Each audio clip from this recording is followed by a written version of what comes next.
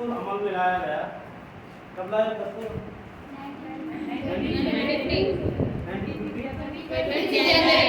1950 जनवरी जब अमल में लाया गया। तो दिबाचा हिंदुस्तान के दस्तूर को किस तरह बयान करता है? एसबीआर क्या है? एसबीआर क्या है?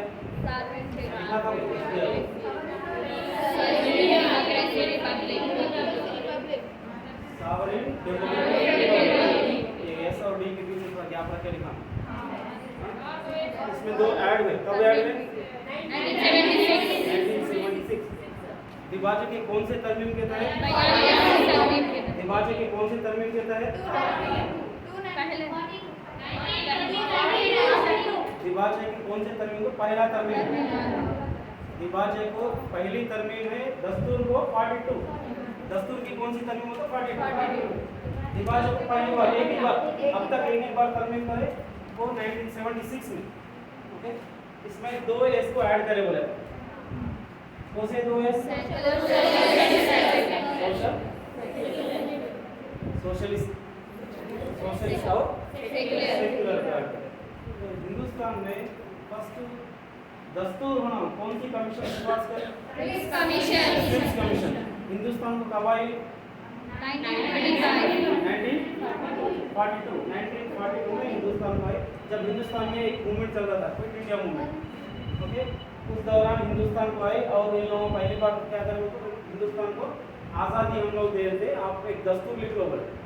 उससे पहले मोतीलाल नेहरू और कांग्रेस जब कांग्रेस पार्टी थी, कांग्रेस एक दस्तूर बनाए। कौन से साल में? 1928 में एक दस्तूर बनाए। उसके बाद कराची में 1931 में कांग्रेस एक रेजोल्यूशन पास करे कि हिंदुस्तान का दस्तूर इस तरह रहना होगा। उसके बाद 1935 में अंग्रेज गवर्नमेंट एक कानून पास करे, 1935 गवर्नमेंट एक्ट। इसके तहत तकरीबन जो अब दस्तूर में है इसमें से लिया गया। ओके, उसके बाद दस्तूर साज असेंबली इलेक्ट हुई। दस्तूर साज असेंबली फर्स्ट बार कब इलेक्ट हुई? 6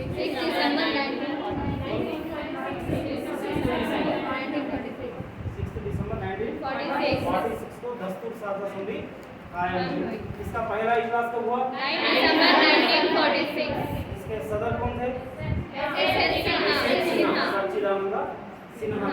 उसके बाद 11 दिसंबर किसको इलेक्ट करे? राजेंद्र प्रसाद को सदर के हैसियत से इलेक्ट करे। इन्होंने हिंदुस्तान के दस्तूर साज असेंबली के पहले सदर हैं। ओके, ये दस्तूर साज असेंबली पार्लियामेंट बनी। कब बनी? पार्लियामेंट बनी, दस्तूर साज असेंबली पार्लियामेंट बनी। मैं नोट्स लिखा दूं ताकि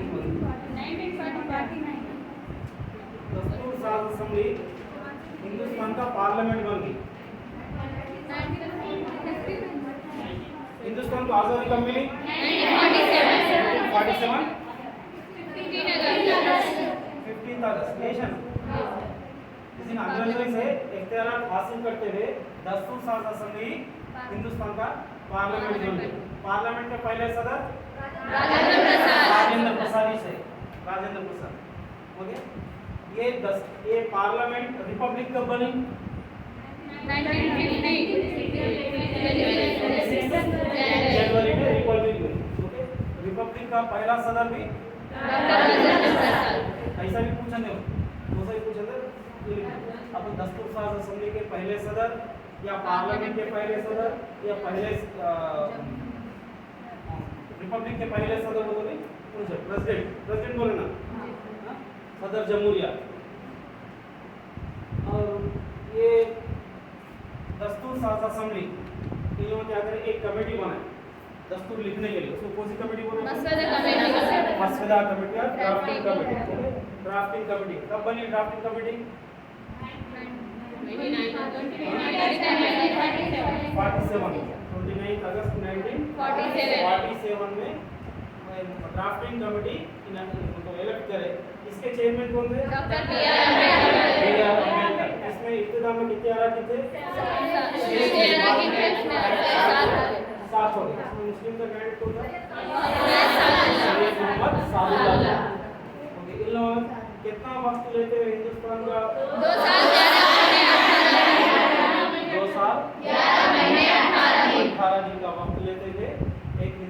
एक मसौदा है ना, ड्राफ्ट एक बुक बना है, ये बुक को मंजूरी कब दी गई?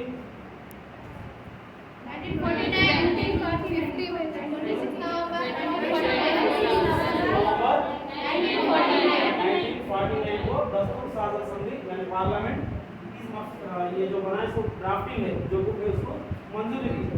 ये कब अमल में लाया गया? 26 जनवरी ओके, ये अमल में लाया गया। यहाँ पर इस दौरान एक जगह सिग्नेचर करें, कब करें? 1924 जनवरी को यहाँ पर पूरे अराकी यहाँ पर सिग्नेचर करें। तो जब ये पीरियड में जब अंग्रेजों से इख्तियारात हासिल करते हुए दस्तूर साज़ असेंबली यहाँ पार्लियामेंट बन गई, उस दौरान एक इजलास था। उस इजलास में नेहरू एक बयान करते हुए क्या बोला होगा? हर हिंदुस्तानी के आंसू पोंछना मेरा अहम फर्ज है। हर हिंदुस्तानी के आंसू पोंछना मेरा अहम फर्ज है और ये फर्ज के लिए मैं कुछ भी करने को तैयार हूँ। ये कब? 1947 15 अगस्त। तो पाकिस्तान कब आज़ाद हुआ? 14 अगस्त 1947। जब यहाँ पर जब इंडिया पाकिस्तान मिल गई थी तो दस्तूर साज़ असेंबली हिंदुस्तान की थी। जब 14 अगस्त को पाकिस्तान आज़ाद हुआ तो वहाँ पर भी पाकिस्तान दस्तूर साज़ असेंबली बनेगी।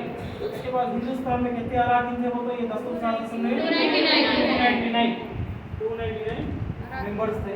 इन लोगों मिलकर ड्राफ्टिंग कमेटी को बनाया। ड्राफ्टिंग कमेटी 2 साल 11 महीने 18 दिन का वक्त लेते हुए हिंदुस्तान में बुक बनाई। ये बुक कब मंजूर हुई? 26 नवंबर 1950। ये मंजूरी के बाद 24 जनवरी 1950 में 24 जनवरी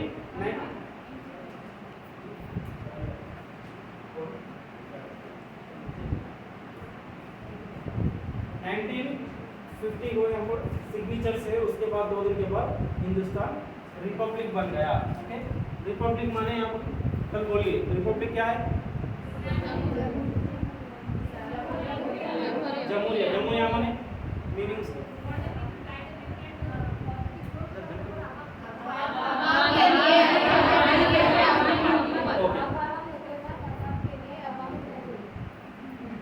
डेमोक्रेसी का डेफिनेशन।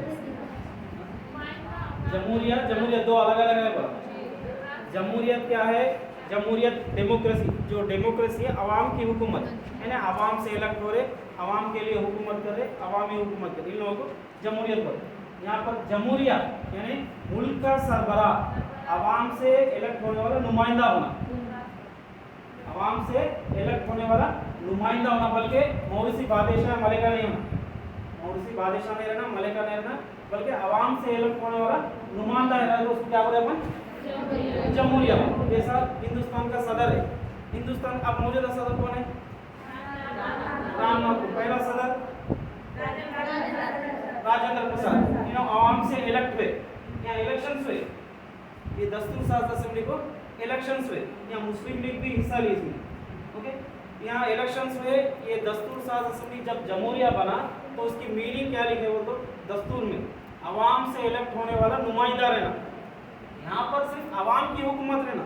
अब जैसा मैं एक एग्जाम्पल बोलूँ, ये दोनों के बीच में इंग्लैंड है, इंग्लैंड में जमहूरियत है लेकिन जमहूरिया नहीं है, वहाँ अवाम की हुकूमत है, प्राइम मिनिस्टर अवाम से इलेक्ट होता लेकिन प्रेसिडेंट अवाम से इलेक्ट नहीं होता। वहाँ मौरिसी बादशाह है, वहाँ मौरिसी है, यानी जमहूरियत अलग है, जमहूरिया अलग है। जो भी जरा देखें तो सेम है, बट थोड़ा मीनिंग में डिफरेंस है।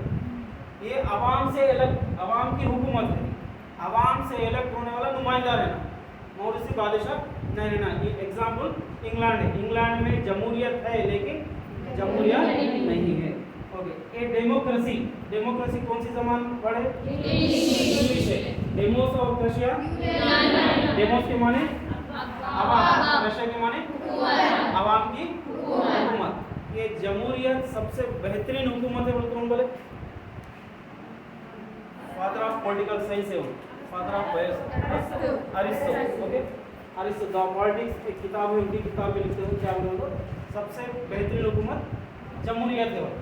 ओके, यहाँ तक हम पढ़ लिए। तो ऐसे इसको 1976 में ऐड करे, वो 1976 में हिंदुस्तान के दिवाचे में ऐड करे। ये पहला तरमीम है, यहाँ तक बन कल पढ़ेंगे।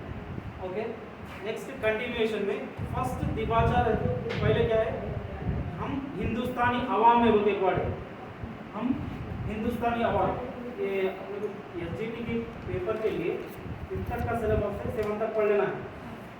एसजीटी बोलते उसमें बायो साइंस वाले रहते हैं, मैथ्स वाले रहते हैं, सोशल वाले सब रहते हैं, सबके लिए सोशल रहता है।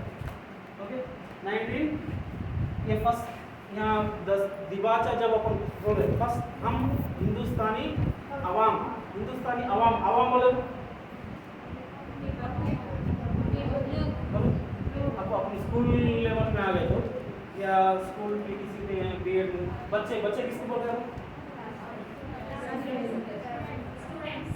स्टूडेंट्स, यानी एज ग्रुप रहेगा।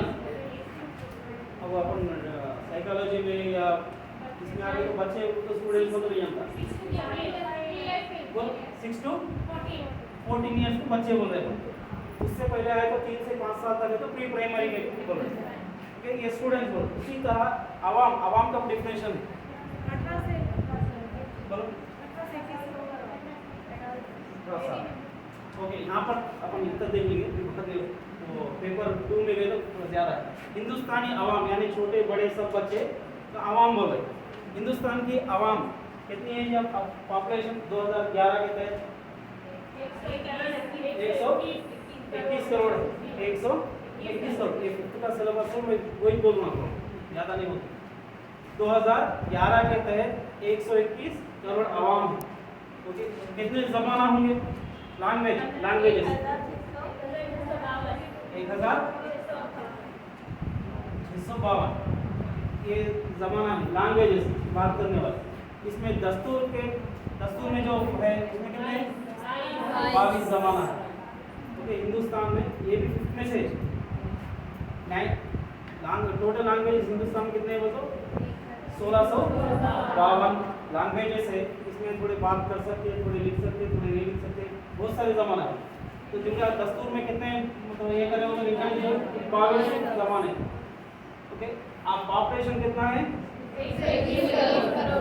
तो ये हिंदुस्तान की आवाम यानी जब तो 40 करोड़ था, जब कितना था 1950 में 40 करोड़ आवाम थे। उन लोग जब लिख रहे थे हम यानी हिंदुस्तानी आवाम 40 करोड़ की आवाम, ये दस्तूर जो बनाए हमारे लिए बना लिए, हम अपने लिए ही बनाए और हम लोगों ने बना लिए बोल के लास्ट लाइन आ गई। तो उसमें ये जो हिंदुस्तान के दस्तूर को सावरेन डेमोक्रेटिक रिपब्लिक बोले, सावरेन सोशलिस्ट डेमोक्रेटिक रिपब्लिक बनाते हुए, और फ्रीडम एक है, इक्वालिटी एक है, जस्टिस है, ये सब हम हिंदुस्तानियों को इक्वल रहना बोले। तो एक हिंदुस्तान के आर्टिकल है 14th आर्टिकल, या क्या है कुछ तो है 14th आर्टिकल। 14th आर्टिकल के तहत सब हिंदुस्तानी कानून के नजर में मसावी ऑल आर इक्वल, यहाँ यानी कौम नहीं है या लेडीज जेंट्स बोल के नहीं है या कुछ भी नहीं है। यहाँ 14 साल के जो भी 14th आर्टिकल के तहत कानून के नजर में सब मसले, अभी नोट्स के साथ खाली सब 14th आर्टिकल। हाँ, इससे पहले एक आर्टिकल, फर्स्ट आर्टिकल, थोड़े आर्टिकल्स भी आते हैं। फर्स्ट आर्टिकल यहाँ क्या बोल रहे हैं अपन, हिंदुस्तानी अवाम बोल रहे, हिंदुस्तानी अवाम यानी अब 2011 के तहत 121 करोड़ है बोल रहे, और 121 करोड़ में इतने ज़माना है बोल रहे। ये ज़मानों में भी और इतने गवर्नमेंट से यानी जो कॉन्स्टिट्यूशन मंजूरी दी गई बोले, और इन लोगों में ये अवाम में अलग अलग कौम के अलग अलग मजहब के रहने वाले हैं बोले। 82% 80% हिंदू रहते हैं, मुस्लिम 13%, 2% सिख है, बाकी के जैन बौद्ध उन लोग ईसाई ये क्रिश्चियंस है, जैन बौद्ध उन लोग बाकी के एक्चुअल फिर पेपर 2 में आ गया तो ये सब पूरा है और एक्स्ट्रा। तो यहाँ पर पेपर 1 में अपने 80% हिंदू है, 13% मुस्लिम से, 2% क्रिश्चियन है, बाकी के जो 3 मजहब हैं स्पेशल इंडियन और कौन से बच के सिख जैन बुद्ध मत, ये 3 भी हिंदुस्तान में पैदा हुए, ये 3 भी हिंदुस्तान, ये तीन, इसका तो कुछ काम ही क्लैरिटी नहीं है। ये दो 13% है। ये कहाँ पर इस्लाम हिंदुस्तान में, अरब में, हाँ सऊदी अरब में। ये 2% कौन सा है? ईसाई मतलब कहाँ पर हूँ? Bethlehem, Jerusalem. Okay, Jerusalem Israel बोल सकते हैं, इजराइल। ये यूरोपियन कंट्रीज है। एक इसका काम भी क्लियर नहीं है। एशिया कंट्री, एशिया में बोलते कभी यहाँ बोलते हैं, इसका क्लियर नहीं है। तो जो तीन मजहब है वो बुक में है ऑलरेडी। तीन, सिख जैन बोलते हैं, ये हिंदुस्तान में हुए और बुद्ध मत दूसरे कंट्रीज में भी फैला हुआ है। तो ये बोलने की मेन वजह क्या है? वो तो ये ऐसे सेक्युलर, हिंदुस्तान एक सेक्युलर कंट्री है। यहाँ इतने मजहब रहते पर भी, इतने जमाना रहते पर भी हिंदुस्तान एक सेक्युलर कंट्री। कब से है? 76 से पहले था कि नहीं था? 76 से पहले नहीं था। अब पाकिस्तान है, पाकिस्तान सेक्युलर कंट्री है? नहीं है। नेपाल, सऊदी अरेबिया नहीं है। ऐसे बहुत सारे कंट्री है। वाटिकन सिटी है, जेरूसलम है, यानी इजराइल है। ये पूरे क्या है? अलग उनके मजहब की कंट्रीज है। यहाँ पर एक हिंदुस्तान सेक्युलर कंट्री है। बड़ा नेक्स्ट ये देखेंगे, यस सोशलिस्ट। सोशलिस्ट क्या है? सोशलिस्ट को भलाई करना और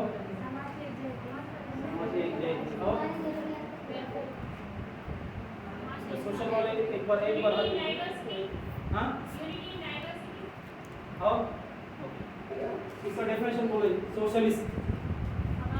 इंटर में फर्स्ट ईयर में से फर्स्ट लेसन में से सेकंड ईयर में सोशलिस्ट। पहला सोशलिस्ट कंट्री कौन सा है? पहला सोशलिस्ट कंट्री, सोशलिस्ट जो भी मुल्क की पैदावारी है आवाम के दरमियान मसाले तौर पर दे देना। यहाँ एक 14th आर्टिकल है। ये 14th आर्टिकल क्या है? एक बार बोलो। कानून के नजर सब मसाले जो भी मुल्क की पैदावारी है आवाम में बराबर तकसीम करना। इसका डेफिनेशन क्या है? आवाम में बराबर तकसीम करना है। जो भी प्रोडक्टिविटी होता, जो भी गवर्नमेंट का प्रोडक्ट होता, वो सस्ते दाम में पब्लिक को फरोख्त करना है, बेचना है। मसावी, ये 14th आर्टिकल याद रखिए। 14th आर्टिकल हो तो गवर्नमेंट के नजरे में सब मसावी है, सब आला इक्वल। यहाँ भी जो गवर्नमेंट की पैदावारी हो रही, गवर्नमेंट पब्लिक के दरमियान मसावी तौर पर तकसीम करना है। नेक्स्ट पहला यस सावरिन होगा, सोशलिस्ट कंट्री। पहला कौन सा है? रूस है। चाइना में बनाएगा लेकिन रूस पहला सोशलिस्ट कंट्री में, रूस।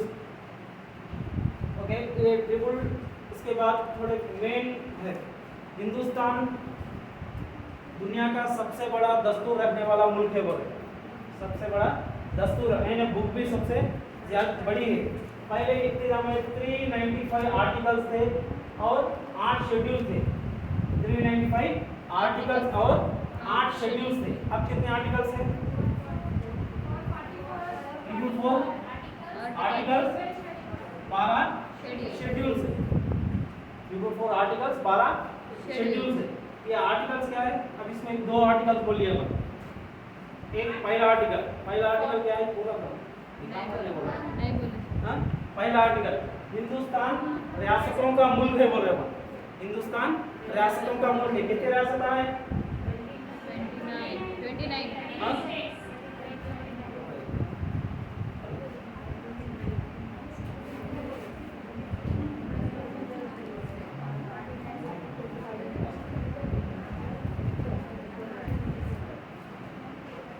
कितने रियासत है?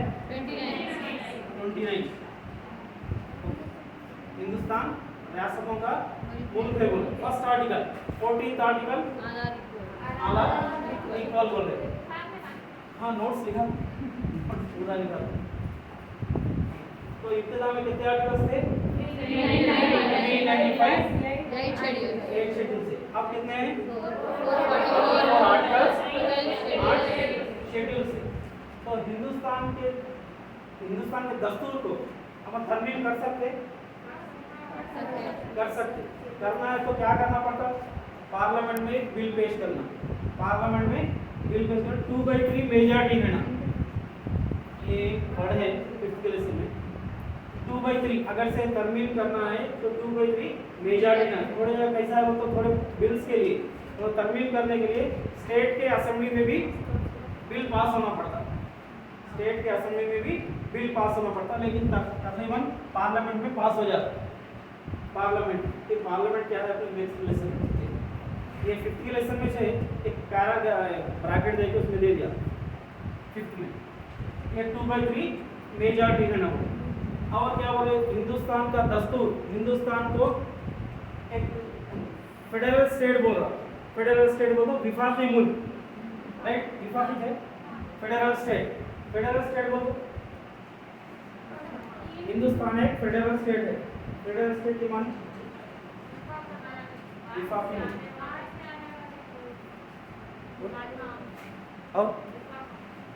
और कौन से? यानी इख्तियारात तकसीम करना, जो भी गवर्नमेंट के इख्तियारात है तकसीम करना। 2 हुकूमत में तकसीम हो रहे हैं यहाँ पर। कौन से 2 हुकूमत है? Federal state, central government, state government. और फेडरल स्टेट में विफाकी मुल्क में दोहरी शरीयत रही, यानी 2 टाइप्स रहे। जैसा अपन वहाँ बोल रहे हुकूमत के इख्तियारात को तकसीम कर रहे, यहाँ भी दोहरी शरीयत रही। हिंदुस्तान में दोहरी शरीयत है,